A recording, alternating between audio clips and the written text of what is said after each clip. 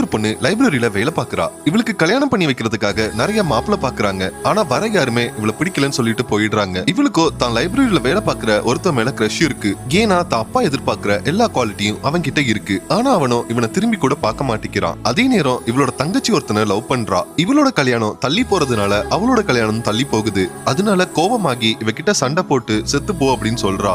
தனக்கு சீக்கிரம் கல்யாணம் ஆகிறதுக்காக தன்னை குரூம் பண்ணிக்க நினைக்கிறா. மேகசின்ல ஒரு டிசைனரை பாக்குறா. அவ அப்பாயின்மெண்ட் வாங்க நினைக்கிறா. ஆனா கிடைக்க மாட்டேங்குது. அந்த டிசைனரோட பாய் ஃப்ரெண்ட் தன்னோட லைப்ரரிக்கு அடிக்கடி வரத அவ பாத்திருப்பா. அதோட அவன் இந்த பொண்ணோட வீட்டுக்கு கீழே தான் இருக்கான். இவங்க அப்பா அம்மா வீட்டுல இல்லாத நேரம் பார்த்து அவன் வீட்டுக்கு போய் அவங்க கிட்ட ஹெல்ப் கேட்கிறா. அப்போ அங்க வர டிசைனர் இவங்களை பார்த்து தப்பா நினைச்சிட்டு அவனை அடிச்சிடுறா. அதுல அவனுக்கு காயமாயிடுது. அந்த காயத்துக்கு இவ மருந்து போட போறப்ப இவளோட அப்பா அங்க வந்துடுறாரு. இவங்க ரெண்டு பேரையும் பார்த்து தப்பா நினைச்சவரு அந்த பொண்ணை வீட்டை விட்டு வெளியில துரத்திடுறாரு. இப்போ எங்க போறதுன்னு தெரியாம நிக்கிற அந்த பொண்ணுக்கு இவன் ஒரு வீடு எடுத்து கொடுக்குறான். அதோட இவளை ஒரு டிசைனர் கிட்ட கூட்டிட்டு போய் ஆளையே மாத்திடுறான். இப்போ இவளை பார்த்த இவளோட கிரஷ் தன்னை கல்யாணம் பண்ணிக்கிறியான்னு கேக்குறான். இவளும் தான் அப்பா எதிர்பார்க்கிற மாதிரி ஒரு பையனை கல்யாணம் பண்ணிக்கிட்டா தான் அப்பா தன்னை மறுபடியும் சேர்த்துக்குவாருன்னு கல்யாணத்துக்கு ஓகே சொல்றா. ஆனா அவளோட கிரஷோ கல்யாணத்தன்னைக்கு வராம போயிடுறான். இதனால மனசு உடைஞ்சு போய் இவ ரொம்பவே அழுகுறா. அடுத்த நாள் பார்த்தா அந்த பொண்ணு காணாம போயிடுறா. இப்ப இவன் அந்த பொண்ணை தேடி போய் பாக்குறான். ஆனா அந்த பொண்ணு இவன் கண்ணு முன்னாடி மயக்க போட்டு விழுந்துடுறா. அப்பதான் தெரியுது அந்த பொண்ணுக்கு கேன்சர் இருக்குன்னு. டாக்டரும் கடைசி ஸ்டேஜ்ல இருக்கிறதுனால